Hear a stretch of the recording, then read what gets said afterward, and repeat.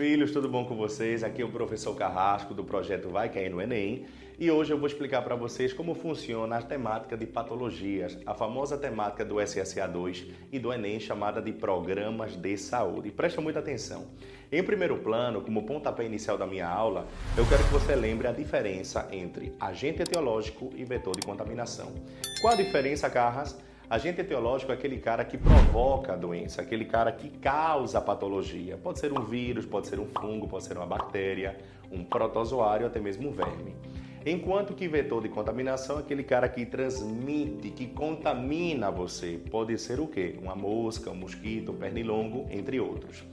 Dentre as doenças mais comuns que nós temos cobradas pelo Enem, pelo Exame Nacional de Ensino Médio, eu quero destacar para vocês o mal de Chagas, a malária, que são doenças de protozoários, a esquistossomose, que é uma doença provocada por um verme plateuminto, chamado Schistosoma mansoni, e o HPV, que é uma doença sexualmente transmissível provocada por vírus.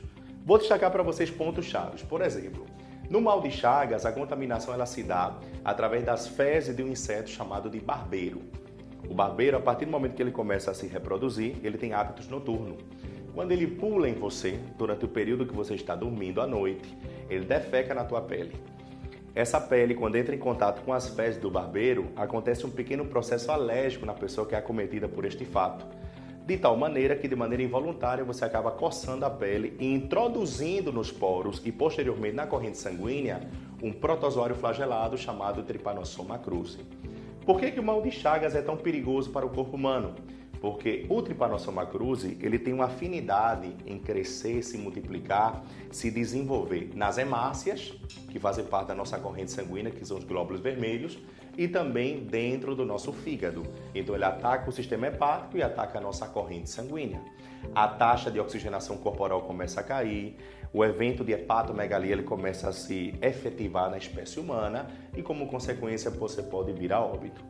Em segundo plano, você tem a malária que acontece aqui no Brasil, no setor norte do nosso país, especificamente ali na região da floresta amazônica, Manaus, toda essa região norte do Brasil é acometida pela malária. Por quê?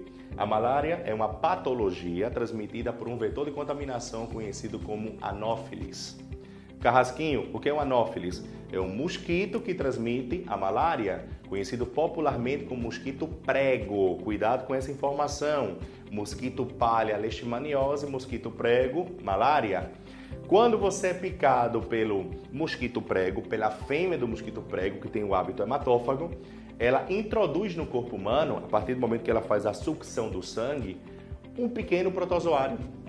Um protozoário chamado de Plasmodium, que quando entra no corpo humano, ele pode atacar o nosso fígado mais uma vez, provocando amarelamento da pele, fenômeno denominado de icterícia, e hepatomegalia dolorosa. O que é hepatomegalia dolorosa, Carrasquinho? É quando o fígado incha e você sente dor na placa abdominal. Em terceiro plano, correção feita, nós temos a esquistossomose ou barriga d'água, provocada por um verme denominado de Schistosoma mansoni. Existe um ditado popular que diz assim: se nadou e coçou é porque pegou. Quando você entra na água doce e começa a tomar banho em ambientes contaminados, com um caramujo do gênero Bionfalaria, às vezes sai um pequeno verme denominado Cercaria.